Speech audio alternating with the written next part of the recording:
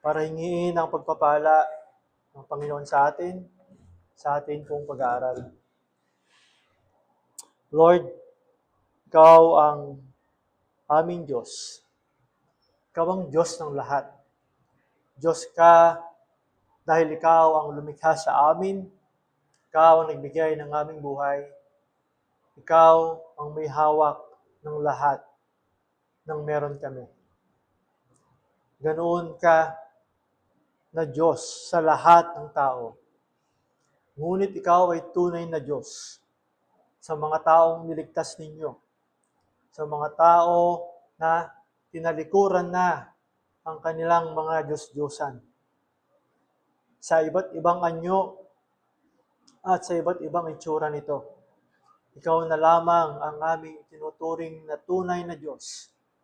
At sa pamamagitan po ng inyong kagandahang loob, hindi ka lang namin Diyos. Ikaw rin ay aming Ama. At marami pa. Dahil sa inyong biyayang kaligtasan, dahil sa inyong bugtong na anak na si Jesucristo. At siya, Panginoon, ang sentro ng aming patuloy na pag-alala sa inyong kagandahang loob, sa inyong pagmamahal, sa inyong mga biyayang masaganang dumadaloy dito sa inyong iglesia, sa buhay ng mga mananampalatayang bumubuo ng inyong iglesia dito. Panginoon, tuloy po namin hinihiling sa inyo na padaluyin din ninyo ang masaganang ninyong karunungan sa amin upang maunawaan namin ang kahulugan ng aming mga pinag-aaralan. Lalo na ito pong tungkol sa hapag ng Panginoon, sa communion, na amin pong nais na sundin bilang inyong utos sa amin. Panginoon, patuloy mo kaming gabayan at patuloy pong maging makabuluhan ito sa amin at lalo pang maging makabuluhan sa inyong mga anak. Gamitin mo rin po ang pag-aaral na ito upang maipahayag ang inyong dakilang mensahe ng kaligtasan upang ang makakarinig nito sa umagang ito na wala pang relasyon sa inyo bilang Ama ay matanggap ito sa umagang ito. Lahat ng ito ay para sa kaluwalhatian lamang ng pangalan mo, Panginoon. Luwalhatiin mo po ang inyong pinakamataas at napakabanal na pangalan sa pag-aaral namin ngayong umaga sa pangalan ng aming Panginoong Hesus. Amen. So last week, nagsimula po tayong pag-aralan ang tungkol sa hapag ng Panginoon. At last week, nakita natin na ito ay hindi isang gawain na o tradisyon lang na ginagawa ng mga iglesia, ng mga church, at pinagpasa-pasa na lang. Hindi ito inimbento ng kahit na sino man, ni ng Panginoon mismo. Ito ay may pinanggalingan, at ito ay galing mismo sa Diyos, mula pa sa lumang tipan.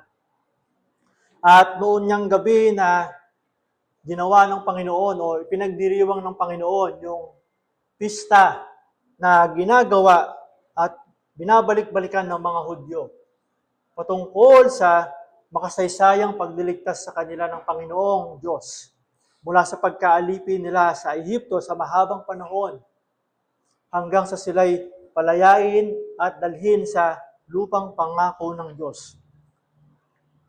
Ang pagdiriwang noon ng partikular na pista na ito ng mga Hudyo, noong gabing iyon, bago mamatay ang Panginoong Hesus, ipinahayag niya sa kanyang mga alagad na ang pag-alala at ang muling pagsasagawa ng hapag na iyon ay hindi na lamang pag-alala sa pagliligtas na iyon, kundi sa higit na makapangyarihang pagliligtas niya, sa higit na makapangyarihang pagkaalipin sa atin.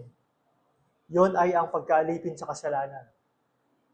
Pinakita sa atin na ito ang pinagmulan at ito ang kahulugan ng hapag ng Panginoon.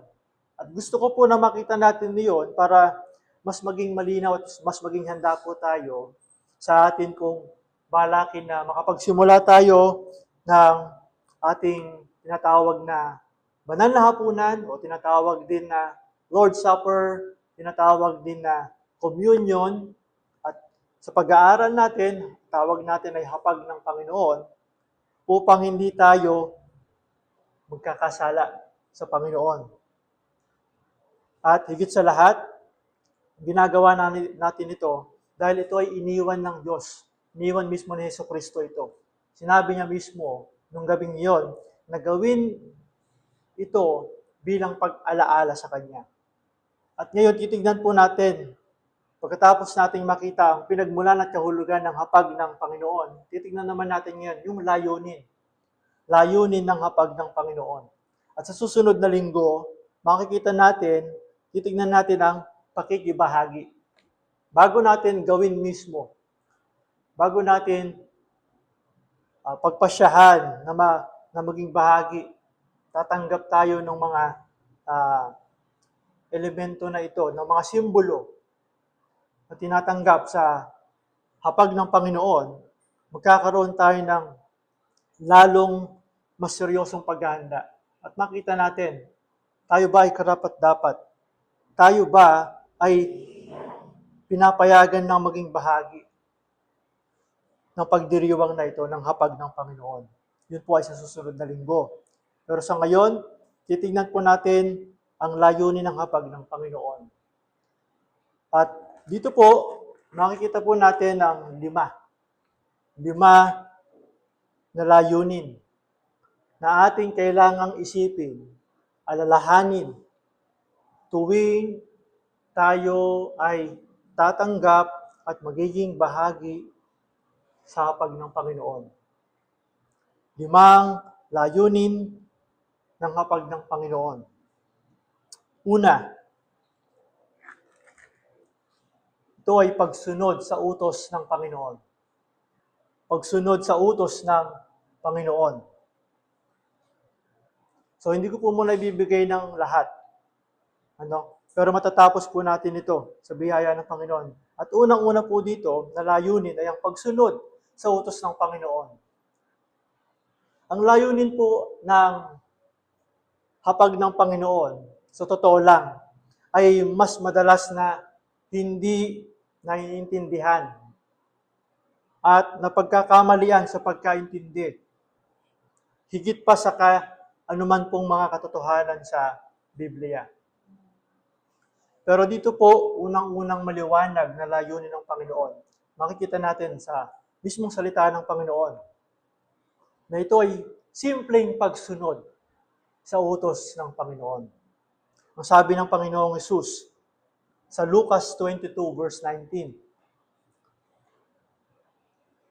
Lucas 22 verse 19.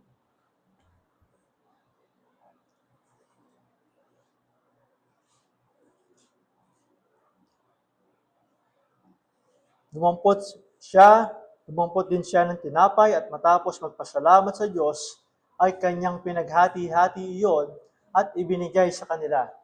Sabi niya, ito ang aking katawan na inihandog para sa inyo. Gawin ninyo ito bilang pag-alaala sa akin. Inulit din po yan ni Pablo noong kanyang sulatan ang mga mananampalataya sa Korinto. Inulit niya kung ano ang sinabi doon ng Panginoon. Sabi niya sa unang Korinto chapter 11, verse 24.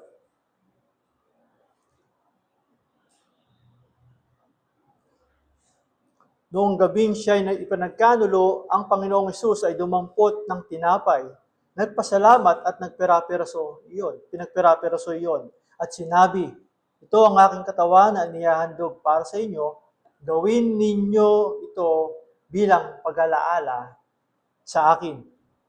So ang hapag ng Panginoon ay isang paraan ng pagsunod natin sa Diyos. Ito ay pagsunod sa Diyos dahil ito ay utos ng Diyos.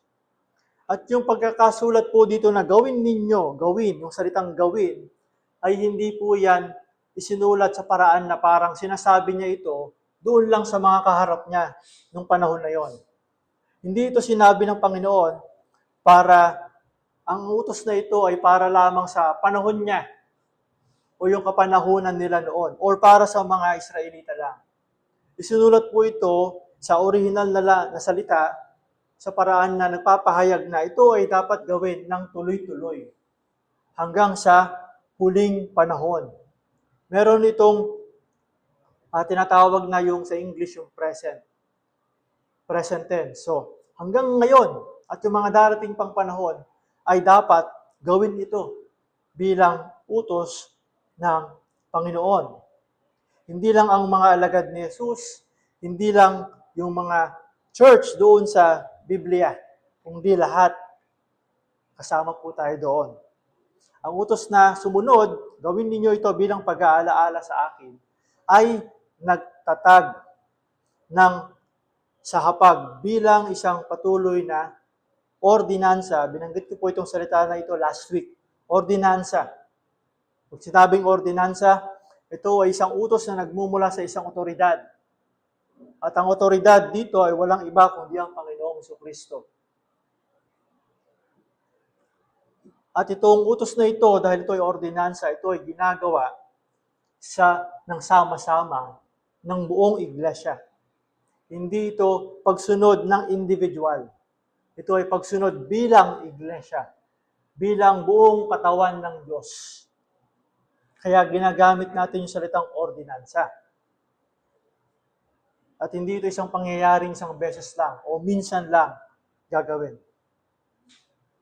So gagawin natin ito sa kalooban ng Panginoon, minsan sa isang buwan, patuloy hanggang bumalik ang Panginoon. So yun po yung una. Wala pong mahabang paliwanag dyan. Pagsunod sa utos ng Diyos. Sa makatuwid, kung hindi natin ito gagawin, tayo ay hindi sumusunod sa Diyos. Tayo ay nagkakasala. Dahil, pangalawa, ang layunin din ng hapag ng Panginoon ay pag-alala sa kamatayan ng Panginoon. Pag-alala sa kamatayan ni Jesucristo.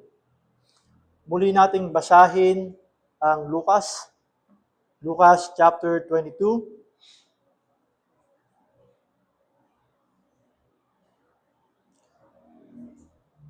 Lucas chapter 22.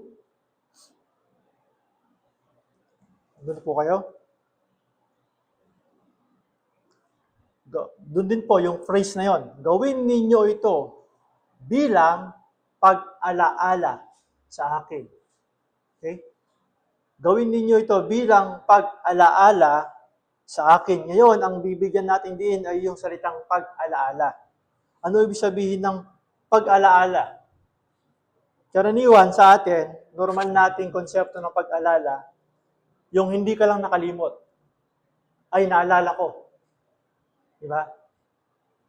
Yung parang hindi mo siya nakalimutan, kabaliktaran lang ng hindi mo nakalimutan. Naalala ko. Yun lang. Karaniwan. Pero yung sinasabi ditong pag-alala or yung sa English ay remembrance. Diba? Minsan may nagbibigay ka, remembrance. Ano to? Remembrance to. Remembrance yan mula sa akin. Pero hindi pa rin yun ang ibig sabihin nun. Ang sinasabi dito, ito ay isang gawain na ibabalik natin yung ating isipan doon sa pangyayari. Doon sa pangyayari. Para sa mga Hebreo, sa mga Hudyo, ang pag-alaala ay higit pa sa simpleng hindi pagkalimot. Hindi pagkalimot na may isang bagay na nangyari noon. Ay, nakalimutan ko yung birthday mo.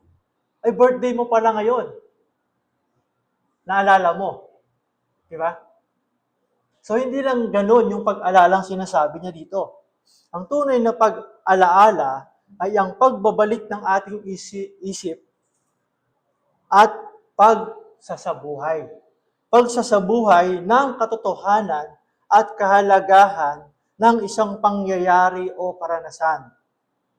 Kapag nakikisalo tayo sa hapunan ng Panginoon. Habang pag sinimulan na natin gawin ito, tatanggap tayo ng piraso ng tinapay at kopa na mayroong laman na simbolo ng dugo ng Panginoon.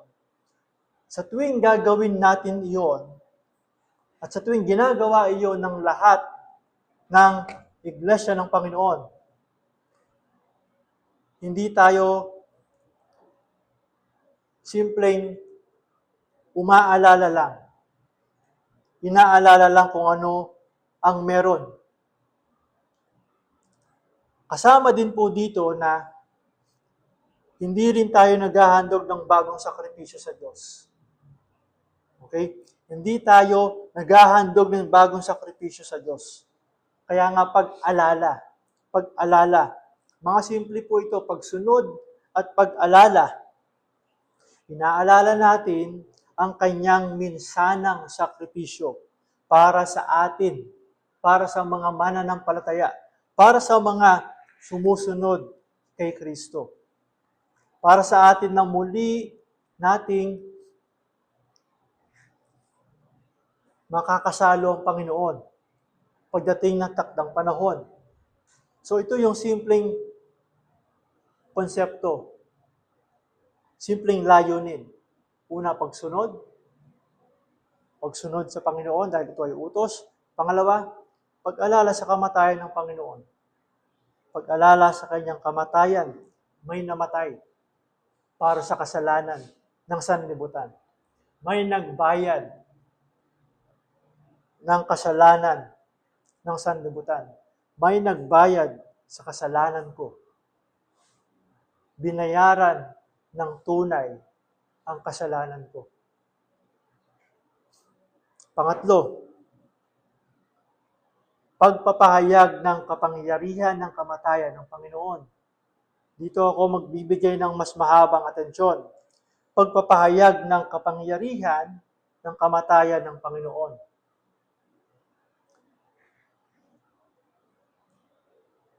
Makalipas po ang 25 taon, again, babalik po tayo sa isinulat ni Apostol Pablo sa mga taga-Korinto.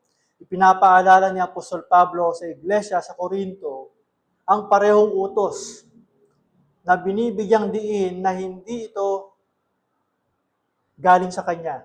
Again, ito ay utos na tinanggap niya mula sa Panginoon. Unang Korinto chapter 15 pa rin. Balik po tayo sa Unang Korinto chapter 15.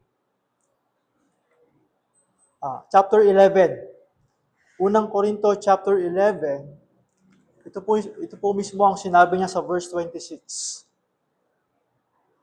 Sapagkat tuwing kakain kayo ng tinapay at iinom ng kopang ito, ipinapahayag ninyo ang kamatayan ng Panginoon hanggang sa kanyang muling pagparito. Hanggang sa kanyang muling pagparito. Maliban sa pag-uulit niya ng sinabi ng Panginoon, nung gabing iyon, ng kanyang huling hapunan kasama yung mga alagad, meron pong idinagdag si Apostol Pablo dito sa sulat niya na hindi natin makikita sa mga Gospels. Kay Juan, hindi natin makikita kay Mateo, hindi natin makikita kay Lucas, hindi natin makikita kay Marcos na isinulat. Ano yun? Sabi niya doon, ipinapahayag ninyo ang kamatayan ng Panginoon. Ipinapahayag ang kamatayan ng Panginoon. Ano ibig sabihin po nito?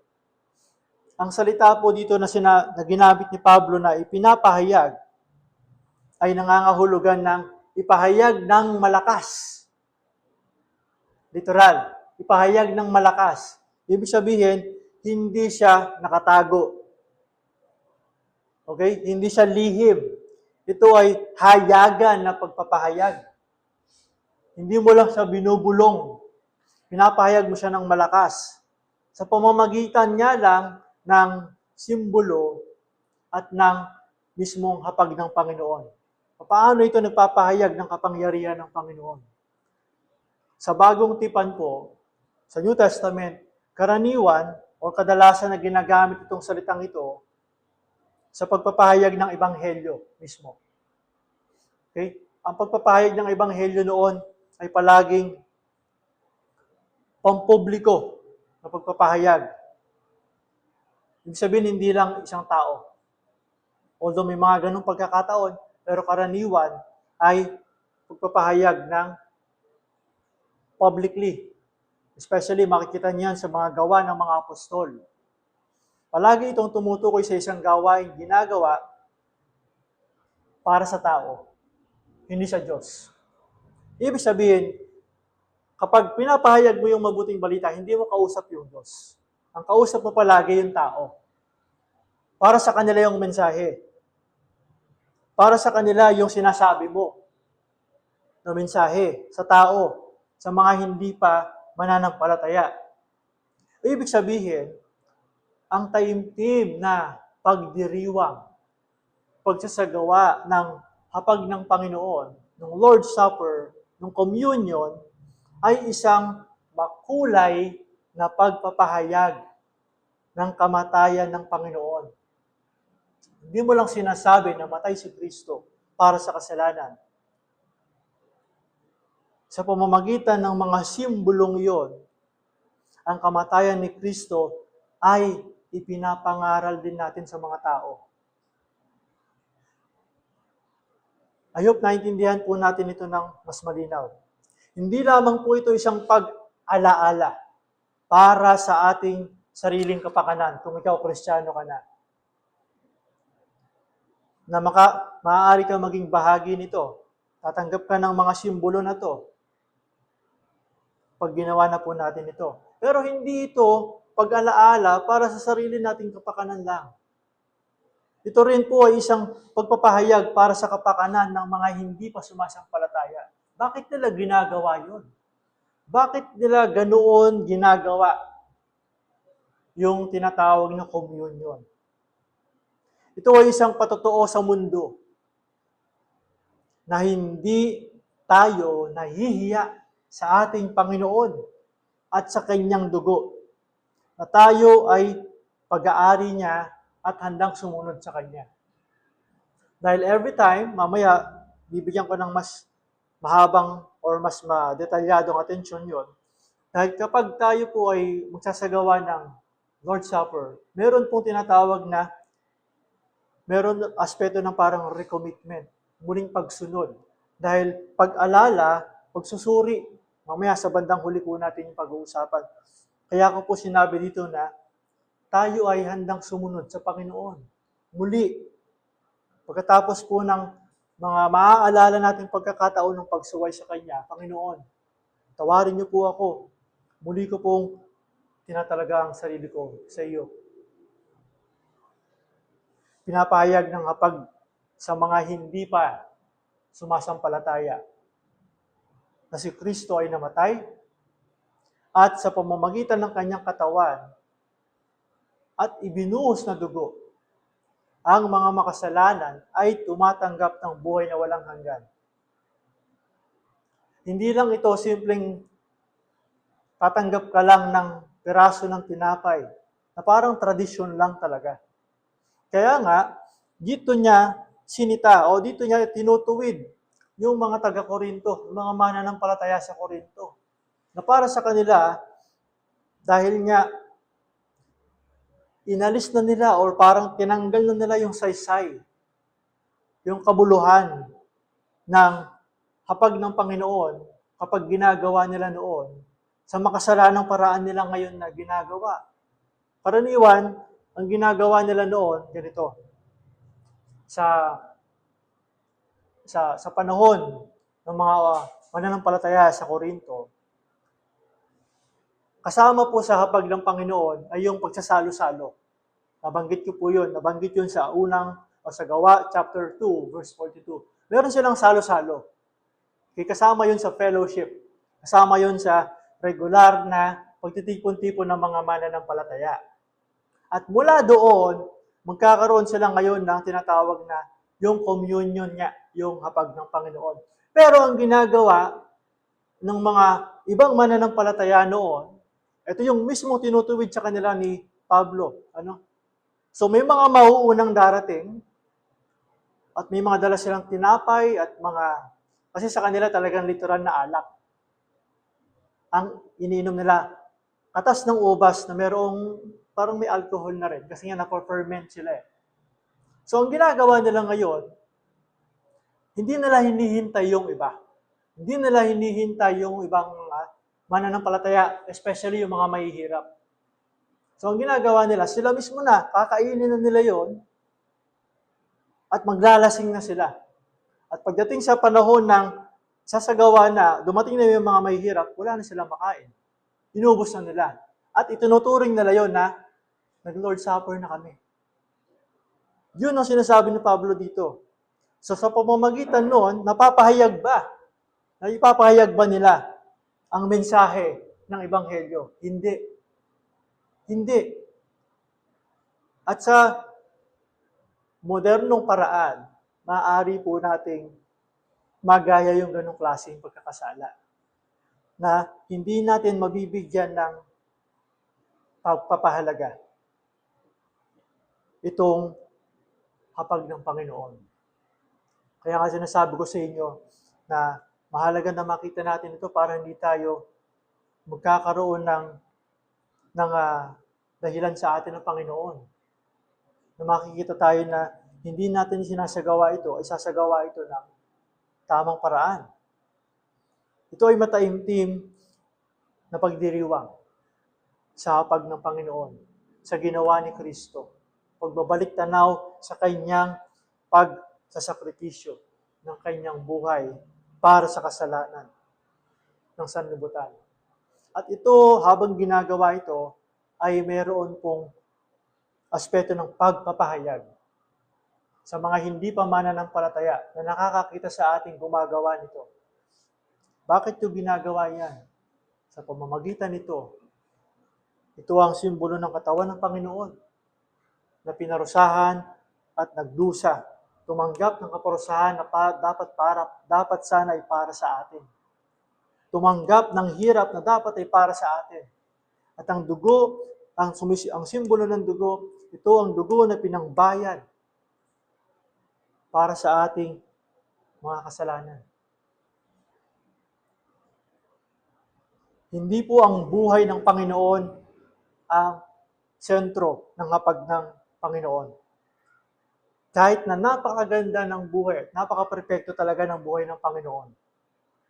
Hindi din po ang mga turo ni Kristo ang ating binabalikan. Bagamat ang kanyang mga turo ay sadyang walang kapantay sa lahat. Hindi rin po ang kanyang kapangyarihang gumawa ng himala ang sinabi ng Panginoon na alalahanin natin sa hapag ng Panginoon ang kamatayan niya mismo. Ang kanyang kamatayan ang ating ipinapahayag. Hindi ang himala ang magliligtas sa tao. Ang kanyang kamatayan ang nagbigay ng sapat na kabayaran sa ating mga kasalanan. Ang kamatayan niya ang ating binabalik-balikan at ang kapangyarihan ng kamatayang ito na ating binabalikan na natanggap natin at dapat matanggap ng iba, makita sana ng iba. Ang hapag ng Panginoon ay nagpapakita sa atin ng sakripisyo na buong puso at kaloobang pinagpasyahang gawin ng Panginoong Jesucristo hanggang sa siya ay mamatay. Ang mga simbolo ng kanyang katawan at ng kanyang dugo na inihahanda sa hapag ng Panginoon ay nagpapaalala sa atin ng kanyang paghihirap, ng kanyang pagsasakripisyo, ng kanyang kamatayan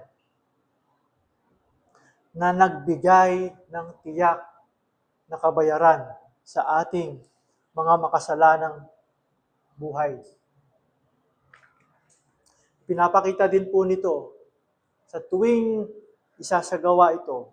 At ito ang gusto ko sanang na palagi din nating aalalahanin pag ginawa na po natin ito, mga kapatid. Palagi nating alalahanin at mapaalala sa atin sa pamamagitan ng hapag ng Panginoon kung gaano karumal-dumal ang kasalanan. Gaano kasama ang kasalanan. Gaano kakilakilabot ang kasalanan.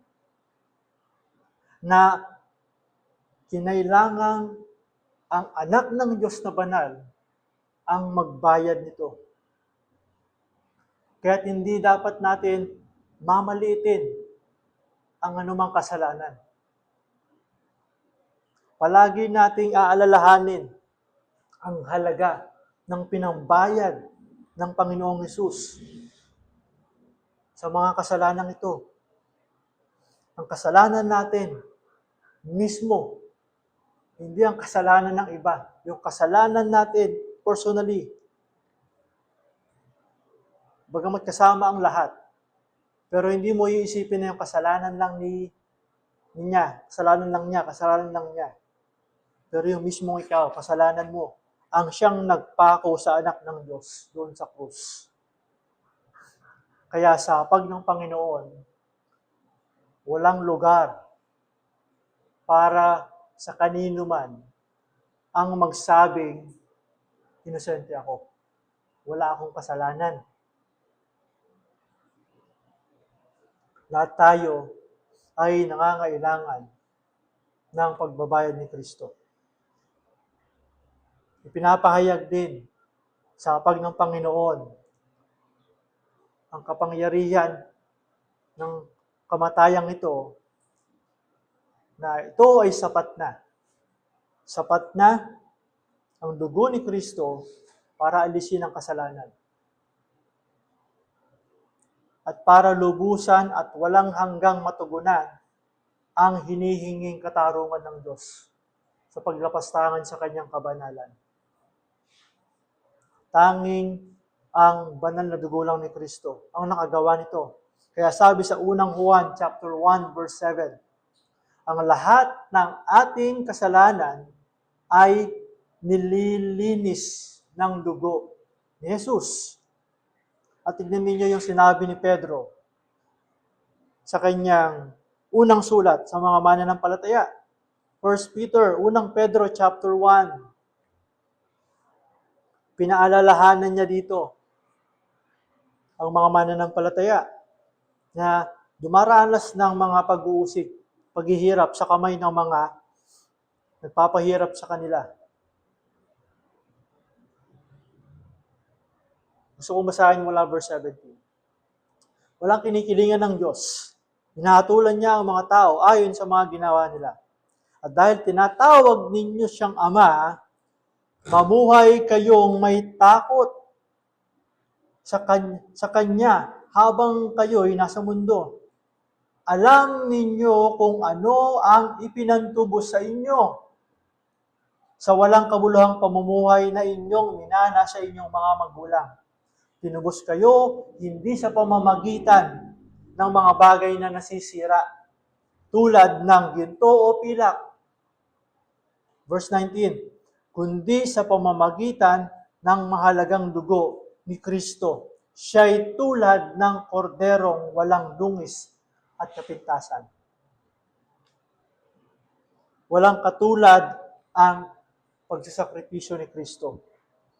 Dahil doon, wala nang ibang makakapagbayad ng ating mga kasalanan, kundi si Kristo lang. Ito ang isang layunin ng ating pagsasagawa ng hapag ng Panginoon. Ang ipahayag ang kapangyarihan ni Kristo na magligtas. Hindi ito isang gawain lang na basta-basta lang po natin gagawin nang walang paghahanda ng ating mga puso at walang pagkilala sa kabanalan ng sakripisyo ni Kristo. Kaya mag-iingat po tayo at magpapasaliksik po tayo sa Panginoon. Pang-apat, hindi lang po ito pagsunod sa utos ng Diyos, hindi lang ito pag-alaala sa kamatayan ng Panginoon, at hindi lang ito pagpapahayag ng kapangyarihan ng kamatayan ng Panginoon. Ito rin po ay paghihintay sa muling pagbabalik ng Panginoon. paghihintay sa muling pagbabalik ng Panginoon. Sapagkat tuwing kakain kayo ng tinapay na ito at iinom ng kopang ito, ipinapahayag ninyo ang kanyang kamatayan, ang kamatayan ng Panginoon hanggang sa kanyang muling pagparito. Yun ang sabi ni Pablo sa unang Korinto, chapter 11, verse 26.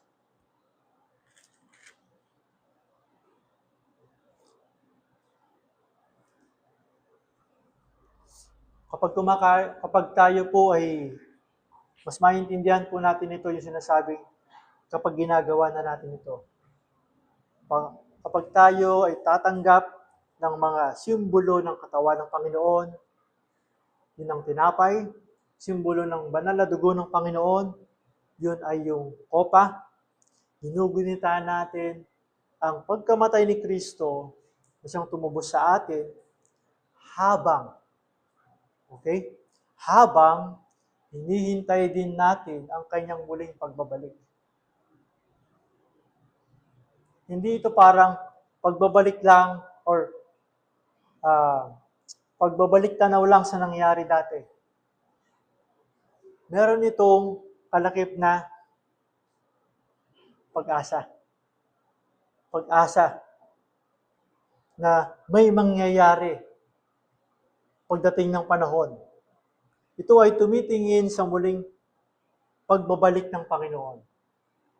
Ipinapaalala nito na sa atin na hindi lang ang unang pagparito, yung unang pagdating ng Panginoon sa lupa.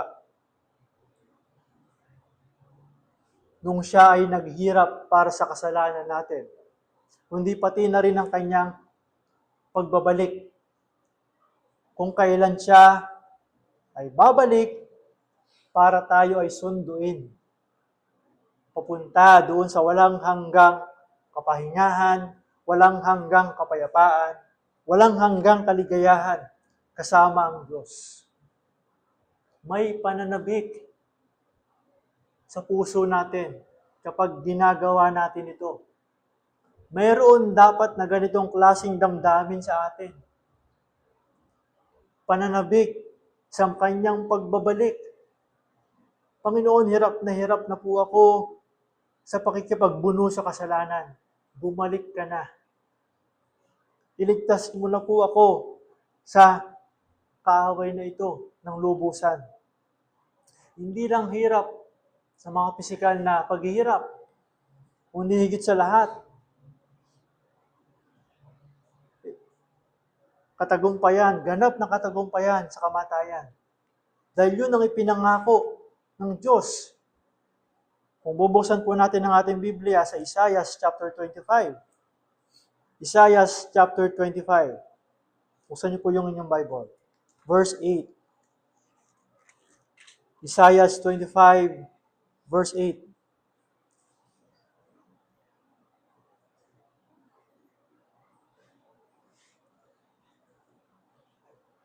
Sabi niya dito, lubusan ng pupuksain ng Panginoong Yahweh ang kamatayan at papahirin ang mga luha sa kanilang mga mata. Aalisin niya sa kahihiyan ang kanyang bayan. Ang tinutukoy niya rito ay yung pangyayari sa pagbabalik po ng Panginoong Jesucristo.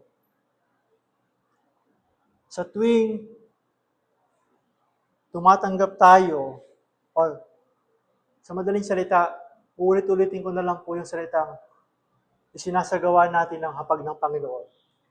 Ito yung isinasagawa natin ang hapag ng Panginoon. Hindi lang tayo bumabalik sa nangyari noon, pero umaasa tayo sa mangyayari sa hinaharap. Sa tuwing isasagawa natin ang hapag ng Panginoon, ito ay palaging dapat magdudulot sa atin ng pag-asa. Pag-asang buhay na hindi pa tapos ang lahat. At mangyayari pa lamang ang ganap na pagtatapos ng Panginoon sa lahat ng ating mga pinagdadaanan. Kung titignan po ninyo sa pahayag, sa chapter 19, hindi nyo basta makikita agad sa verse 9 yung ibig niyang sabihin dito. Pero gusto ko pong basahin pa rin natin. Ito na yung mga pangyayari sa huling panahon ng pagbabalik ng Panginoon. Tignan po ninyo yung verse 9. Chapter 19, verse 9.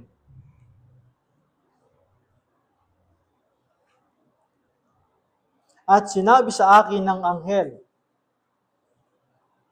isulat mo ito, pinagpala ang mga inanyayahan sa kasalan ng kordero. Kasalan ng kordero. Idinugtong pa niya, ito ay tunay na mga salita ng Diyos. So ano ibig sabihin nung sinasabi niya dyan na kasalan ng kordero? Itong sinasabi niya rito na kasalan ng kordero, ito yung pagtatapos ng lahat. Ang church, ang iglesia, patungkol po ito sa mga doktrina ng huling panahon. Tinatawag din po kasi ang church na Bride of Christ. Okay? At yun, kapag tinatawag tayo ang church na Bride of Christ, meron palagi yun na kaisipan ng muling pagparito ng Panginoon. Ikakasal ang iglesia kay Kristo. Ikakasal ang iglesia kay Kristo. Ibig sabihin, magsasama na ng walang hanggan. Tapos na ang lahat. Tapos na ang lahat ng paghihirap. Yun ang isa sa mga ginugunita at inaantabayanan at inaasahan natin tuwing tayo ay magsasagawa ng hapag ng Panginoon. Wala na akong ibang maisip na pinakamaganda pang aantabayanan natin. Sa totoo lang, kundi itong bagay na to, kundi itong inilalarawan dito. Si Kristo ay mapapasa atin at tayo ay mapapasa Kanya ng walang hanggang panahon. Malayo sa paghihirap, malayo sa kasalanan, malayo sa lahat na nagpapahirap sa atin. Lalo na ang kasalanang sumasagabal palagi sa atin para sa mas matamis, patuloy na matamis na pakikipag-ugnayan sa Panginoon. Ito ay tagumpay, laban, ganap na tagumpay sa kasalanan at lubusang pagsasama natin kasama ni Kristo. Kaya kapag tayo po ay magsasagawa ng hapag ng Panginoon, hindi lang po natin inaalala ang isang pangyayaring natapos na. Namumuhay rin tayo sa masayang paghihintay. Masayang paghihintay sa isang darating pang panahon. Ang hapag ng Panginoon ay nagiging isang uri ng anyo ng pinagkukunan natin ng tunay na pag-asa, kalakasan, motibasyon upang makipagbuno sa kasalanan. Dahil ang sabi ni Juan sa mga mananampalataya, chapter 3 verse 2. Unang Juan chapter 3 verse 2. Mga minamahal, mga anak na tayo ng Diyos ngayon. Ngunit hindi pa nahahayag ang magiging kalagayan natin. Ngunit alam nating sa pagdating ni Kristo, ibig sabihin yung pagbabalik ni Kristo, tayo'y magiging katulad niya sapagkat makikita natin siya kung sino talaga siya. Verse 3. Kaya't ang sino mang may ganitong pag-asa kay Kristo ay nagsisikap na maging malinis tulad niyang malinis. Inaasam-asam natin ang pagbabalik ni Kristo. Kasama doon, panghuli na layunin ng hapag ng Panginoon, pagsusuri ng sarili. Pagsusuri ng ating sarili. habang inaantabayan natin ang Panginoon at habang binibigyan tayo ng pagkakataong gawin yon, lalo na sa hapag ng Panginoon. Ginagawa din po natin na suriin ang ating mga sarili. Panginoon, kung babalik ka ngayon, mahihiya ba ako? O nananabik pa rin ako sa iyo? Mahihiya ba ako dahil meron akong kasalanan? O namumuhay pa rin ako sa kasalanan? Nagsisikap ba ako na maging malinis? Hindi niya sinasabi dito na magsikap ka na tanggapin ka ni Kristo, tanggapin ka ng Diyos. Hindi. Kaya nga sabi niya rito, mga minamahal kong kapatid, ibig sabihin, ligtas na tayo, niligtas ka na ng Panginoon, bayad na ang kasalanan mo. Pero, bahagi nito, ipinapamuhay ba natin ng patuloy ang kabanalang ito ng Diyos? Dahil kasama po, at hindi natin po pwedeng alisin sa tuwing gagawin natin ang hapag ng Panginoon. Kung talagang totoo sa puso natin, yung layunin na ito na hintayin ng buong kagalakan ang pagbabalik ng Panginoon. Kasunod doon, at kasama doon ang pagsusuri sa ating sarili. Tignan niyo po yung sinabi ni Pablo sa unang Korinto ulit. Unang Korinto, chapter 11, verse 28. Kaya dapat siyasatin ng tao ang kanyang sarili bago siya kumain ng tinapay at uminom ng kopa. Kaya nga paulit-ulit ko po sinasabi, hindi ito parang tradisyon lang na gawin natin dahil sinabi lang. May kahulugan po ito. May banal na kahulugan ito. At may implikasyon ito sa buhay dapat natin bilang mga mananampalataya. Kaya nga ngayon pa lang sinasabi ko na, kung hindi ka pa Kristiyano, kung hindi ka pa nagsuko kay Kristo ng iyong buhay at ng kalooban mo, kung hindi pa siya ang Panginoon at tagapagligtas mo, huwag mong hayaan na bumagsak sa iyo ang paghuhusga ng Diyos. Huwag ka at hindi ka pa maaaring maging bahagi ng pagdiriwang na ito. Dahil hindi mo pa tinatanggap yung kanyang sakripisyo. Dahil yun ang binabalikan. Yun ang inaalala ng isang tumanggap na kay Kristo. Yung ginawa ni Kristo sa buhay niya. Dahil kung hindi pa yun totoo sa iyo, hindi mo pa nakikita na ito yung ginawa ni Kristo sa buhay ko, wala kang binabalikan. Nilalapastangan mo ang Panginoong Hesus Kristo mismo. So, kasama po ang pagsusuri ng ating mga sarili. Hindi ibig sabihin nito na dapat perfecto ka. Kung nagkasala ka, ay hindi na ako sasama, hindi na ako makikibahagi kasi may kasalanan ako, naalala ko may kasalanan ako ngayon. Hindi ako karapat-dapat. Hindi po ganoon. Dahil kung ganoon ang sinasabi niya rito na Pablo, wala po kahit sino sa atin na po pwedeng kumuha. Dahil wala po sa atin ang perfecto. Wala sa atin ang walang kapintasan. Ang sinasabi niya rito na suriin ng bawat isa ang kanyang sarili, kilalanin mo, nagkasala, ano ang nagawa mong kasalanan? Meron ba? Humingi ka ng kapatawaran. Magpalinis ka kay Kristo. Ihingi mo ito ng kapatawaran.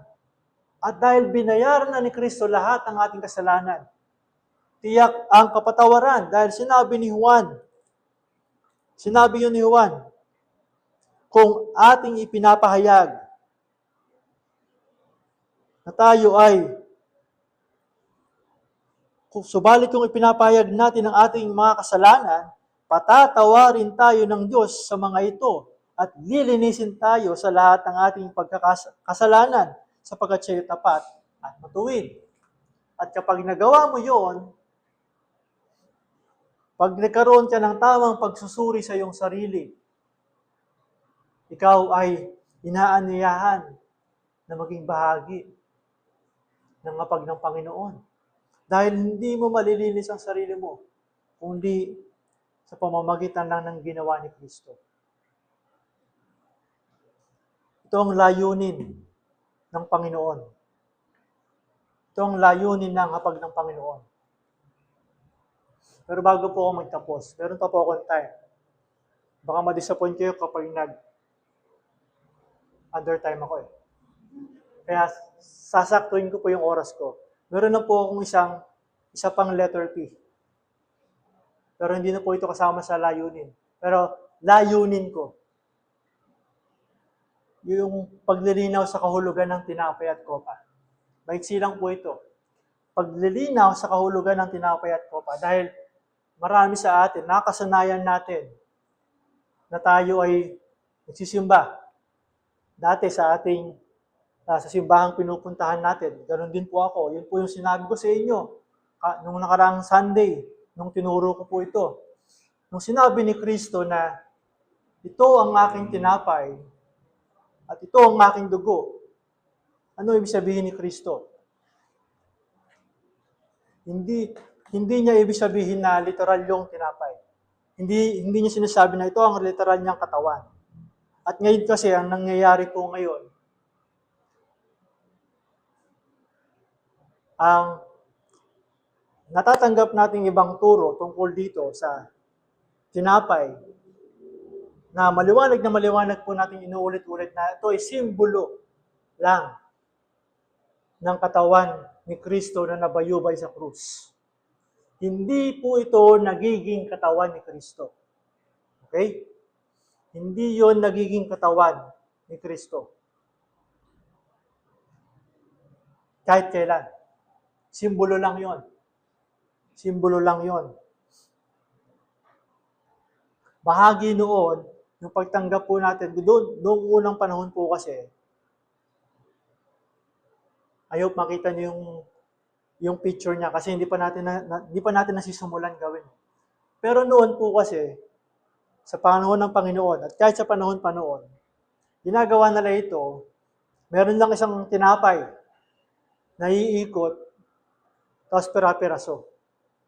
Bawat isa, pipiraso, lilipat. Bawat isa, pipiraso. May isang buong tinapay, pipiraso ka, bigyan mo sa kasama mo, pipiraso din sila. So, ibig sabihin lang po,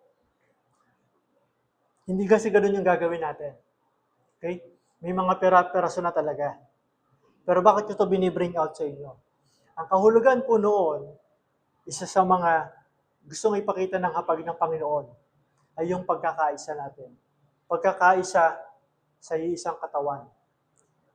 Yun, simbolo ng katawan, yung tinapay na simbolo ng katawan ni Jesus. Yung pagpapira-piraso nun, ibig sabihin, bawat isang bahagi ay nanggaling sa isang katawan. Nanggaling lahat kay Kristo. Ito yung pagkakaisa ng lahat. Pagkakaisa ng kanyang iglesia. Pero kung meron pa rin po kayong ganitong klaseng pagkaunawa o pagkakaalam na kapag tumanggap ka ng tinapay, nagiging katawan nyo ni Kristo. Hindi po yun. Yun po ay maling pagkaunawa. At hindi rin nagiging dugo yung nasa kopa. Lahat ng ito ay mga simbolo lamang. Dahil lahat ng ito ay pag-alala sa kaisa-isa at minsanang pangyayari sa kasaysayan ng pagliligtas sa kasalanan na ginawa ni Kristo. Minsan lang. At hindi kailangang maulit yun. Kaya hindi kailangan na maging katawan ulit yung tinapay at maging dugo ulit yung simbolo. Dahil minsan lang at yung kay Kristong dugo lang at yung kanyang katawan lang ang naging kabayaran ng lahat ng kasalanan. At huwag nyo rin pong iisipin, kagaya ng inisip ko noon, na sa pamamagitan nitong mga to, mapapatawad yung ating mga kasalanan. Kaya nga sinabi ko sa bandang huli, sa huling layunin, pagsusuri. Sabi ni Pablo, bago bago siya kumain ng tinapay at uminom ng kopa. Susuriin na natin ang ating mga sarili at hihingi tayo ng kapatawaran sa Panginoon upang maging karapat-dapat sa pagtanggap nito, pagiging bahagi nito. Ang hapag ng Panginoon ay isang gawain na may napakayamang kahulugan para sa mga mananampalataya ni Kristo. Ipinapakita nito ang kaluwalhatian ng Diyos sa kanyang gawaing pagliligtas noon, ngayon at sa hinaharap. Kaya't sa ating pagtitipon-tipon bilang isang pamilya ni Kristo, ng Diyos, bilang isang katawan ni Kristo, kung ikaw ay mananampalataya na niya, bago pa natin masimulan ang pagsasabuhay ng hapag ng Panginoon sa susunod na linggo, napakahalaga na ituon natin ang ating mga puso at isipan sa mga katotohanan ito. Na ito ay pagsunod sa Diyos, pagsunod sa utos ng Diyos, ito ay pag-alala sa kamatayan ni Kristo, ito ay pagpapahayag ng kapangyarihan ng kamatayan ni Kristo. Ito ay paghihintay sa muling pagbabalik ng Panginoon. At ito ay pagkakataon ng pagsusuri ng ating sarili. At alalahanin po natin ang simpleng kahulugan ng mga simbolong ito. Upang tayo ay matutuon at babalik kay Kristo mismo, sa kanyang mismong katawan at dugo na inialay para sa kapatawaran ng kasalanan. Tayo po'y manalangin. Panginoon, salamat po sa napakamakabuluhang hapag ng Panginoon. Salamat dahil sa pamamagitan po nito, magagawa po namin na regular na balikan ang makabuluhan niyang pagtatagumpay laban sa aming mga kasalanan.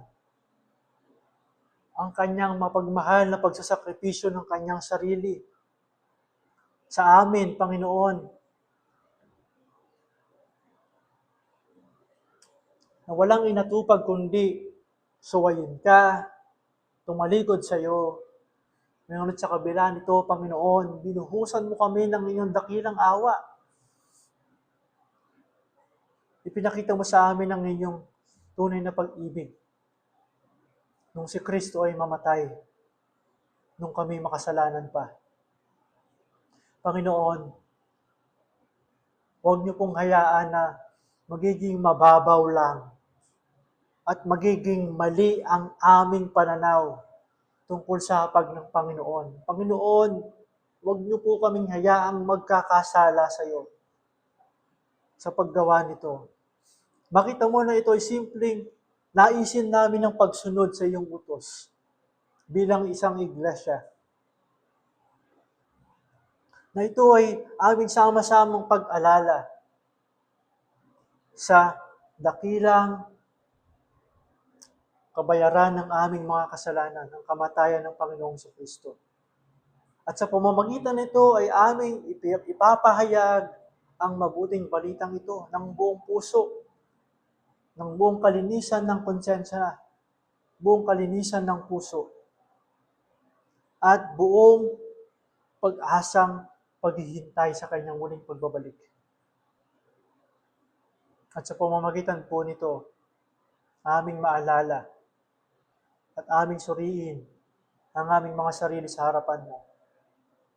Aming patuloy na italaga ang aming mga sarili sa katuwiran.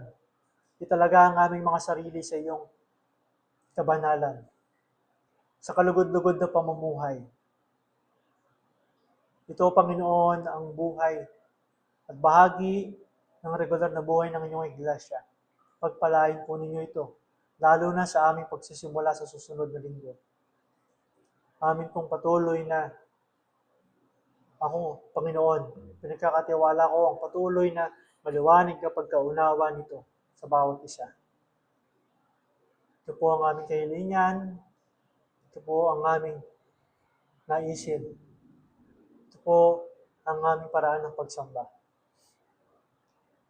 Tanggapin niyo po ito, Panginoon. Ang mga panalangin niyo ito sa pangalan ng aming Panginoong Jesus. Amen. Amen. God bless you. At huwag po tayong uuwi muna.